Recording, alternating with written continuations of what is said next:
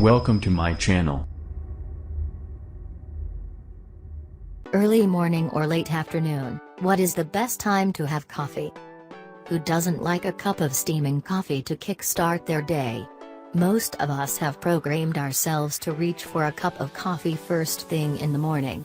It's our trusted beverage which will ensure we get out of bed and get to work every single day. Coffee can make us feel alert and productive even on the gloomiest of days, and that's exactly why we've made it our best friend. Now, to shatter your blissful idea of coffee drinking, according to a study, there are specific times where you should be consuming coffee to get maximum benefits. The best time? Certainly not first thing in the morning. The science behind the best time for coffee. The study was conducted by Stephen Miller, a PhD candidate at the Uniformed Services University of the Health Sciences in Bethesda. In his study, he talks about the reason behind having coffee at specific times. It all starts with the 24-hour hormonal cycle referred to as the circadian clock, or in other words internal body clock, or your sleep-wake cycle. Its basic function is running the background of your brain and cycles between sleepiness and alertness at regular intervals. The clock also controls the production of the hormone called cortisol, which makes us feel alert and awake. The production of this stress-related hormone increases with consumption of caffeine. Now here's the tricky part: the production of cortisol is at its highest when we wake up, from 8 to 9 a.m., according to Miller. Drinking coffee at the time when your cortisol production is at its peak will ultimately lead your body to create a tolerance to it.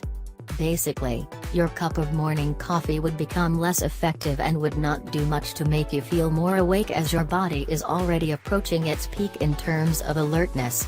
So, you probably shouldn't be consuming caffeine at a time when your cortisol concentration in the blood is at its peak. Best time to consume coffee. A Seattle-based Japanese coffee lover, Ryoko Iwata, created one of her posts based on the research gathered by Stephen Miller. On her blog, I Love Coffee, she explained the theory with the help of visuals and smart graphics. According to the chart created by her, the best time to drink coffee is when your cortisol levels naturally dip, or in other words the coffee break time.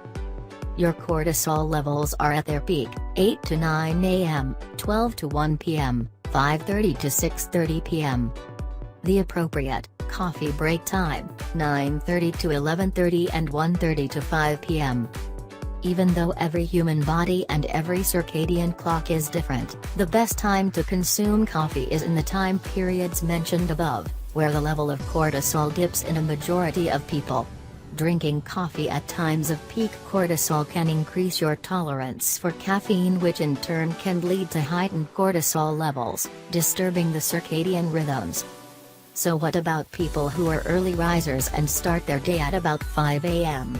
Miller suggests to wait for at least an hour after waking up before you reach out to your nearest cup of coffee. What to do? This theory has certainly created quite a stir in the minds of coffee addicts, lovers. On one hand, there are researchers who claim that caffeine is beneficial any time of the day, and on the other, Miller claims that there are specific times of its effectiveness.